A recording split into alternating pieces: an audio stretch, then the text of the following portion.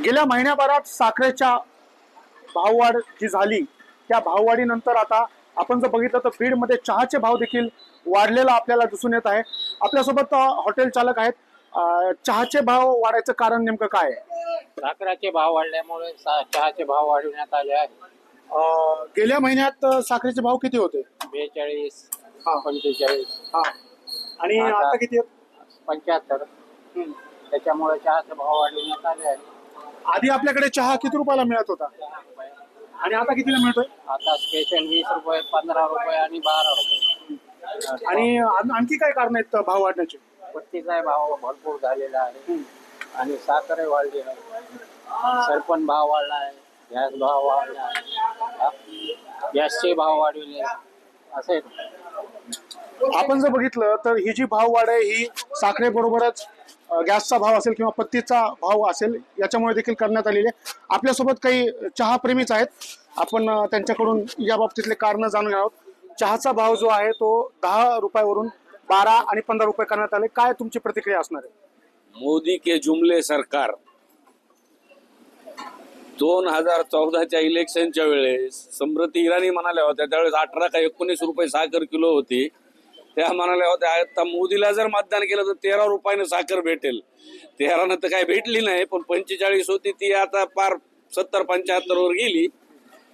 म्हणजे गोरगरीब चहावाले चहा टपरीवाल्यांनी काय करायचं?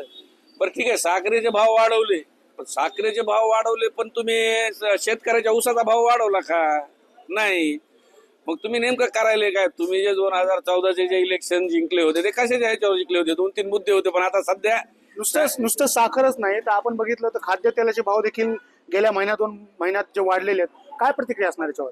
आता म्हणजे थोडक्यात असं झालंय की ते माय जीव दिन आणि बाप राहू दिन अशी गोष्ट झाली. सरकारनं असं केलंय.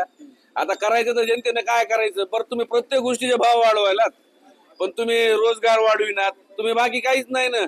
आणि तुम्हाला विचारलं तुम्ही काय म्हणाले? नोकरदाराची पेमेंट वाढवली. अहो नोकरदार आहेत किती? अहो रोजानं जाणारे कामगार किती आहेत बघा. हे तुम्हाला बघावं लागेल ना. त्यांचं कोण वाढविणार? त्यांचा रोजंदार वाढवला का तुम्ही? नाही. मग तुम्ही प्रत्येक वेळेस जुमले पे जुमला म्हणजे जनता अक्षरशः हैराण परेशान होऊन गेलेली आहे या सरकारच्या विरोधात. ह्यांनी ज्या म्हणजे मुद्द्यावर इलेक्शन लढले होते आणि जिंकले होते ते एकही मुद्दा त्यांनी काहीही केलेला नाहीये.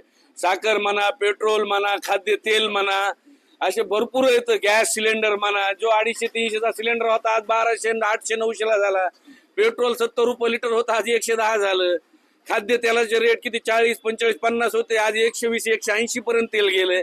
म्हणजे जनतेनं जगावं का नाही जगावं अशी स्थिती सरकारनं करून ठेवलेली आहे. नक्कीच आपण जर बघितलं तर नागरिकांच्या ज्या भावना आहेत तीव्र भावना आहेत. साखरेचा भाव वाढलाय त्यामुळे आपण जर बघितलं तर चहाच्या भावामध्ये 2 ते 5 रुपयाची वाढ करण्यात आलेली आहे.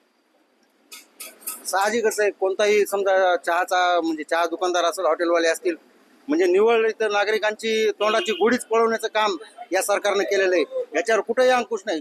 ऊस उत्पादन तर भरमसाठ प्रमाणात ऊस उत्पादन झालेलं दिसतंय, तरी सुद्धा त्या शेतकऱ्यांना व्यापारी प्रमाणे भाव मिळत नाही किंवा ऊसाचा साखरेचा भाव न वाढता डायरेक्ट मार्केटमध्ये साखरचेच भाव कसा वाढतो याचा कुठंतरी दूरगामी विचार या महाराष्ट्र सरकारनं केला पाहिजे.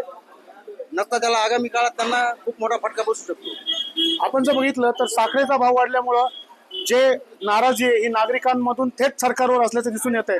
मात्र आगामी काळात याच्यावर काही उपाययोजना केल्या जातात का हे पाहणं देखील महत्वाचं असणार आहे. कॅमेरामॅन प्रमोद जोशीसह मी स्वानंद पाटील, एबीपी माझा, बीड. एबीपी माझा, उघडा डोळे बघा नीट.